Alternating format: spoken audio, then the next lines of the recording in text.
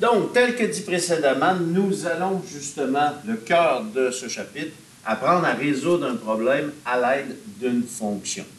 Donc, en secondaire 3, nous avons vu deux types de fonctions. La fonction de degré 1 qui est représentée par l'équation y égale à x plus b et la fonction de variation inverse y égale constante sur x.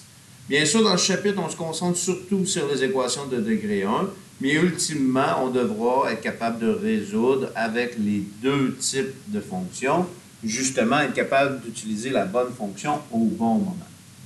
Alors, quand on résout un problème à l'aide d'une fonction, on va généralement passer par le processus suivant.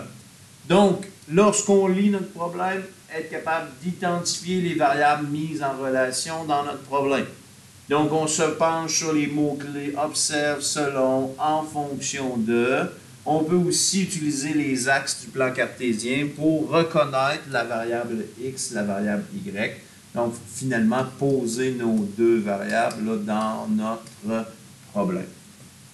Une fois qu'on a identifié nos fonctions, bien, quelle est la fonction qu'on aura à utiliser?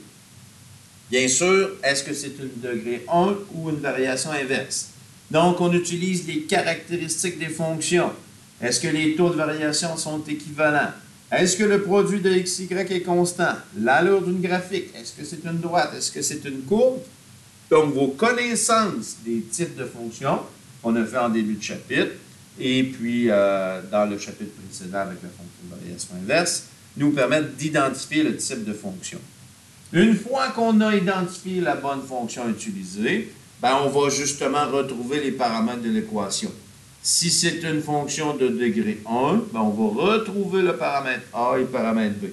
Si c'est une fonction de variation inverse, ben, on va retrouver la constante.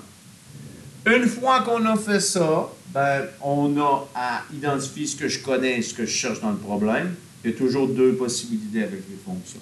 Ça, soit je connais le x, je cherche le y, ou je connais le y et je cherche le x.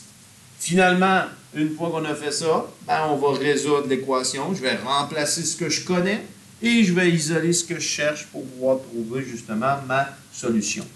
Et une fois qu'on a notre solution, ben, il nous reste à donner notre réponse à une phrase.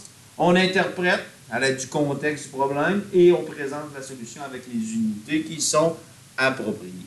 Donc, ces étapes-là, on retrouve aussi sous forme de schéma dans notre document de résumé que je vous ai distribué ou affiché en classe. Donc, c'est les étapes qu'on va suivre à chaque fois dans nos problèmes.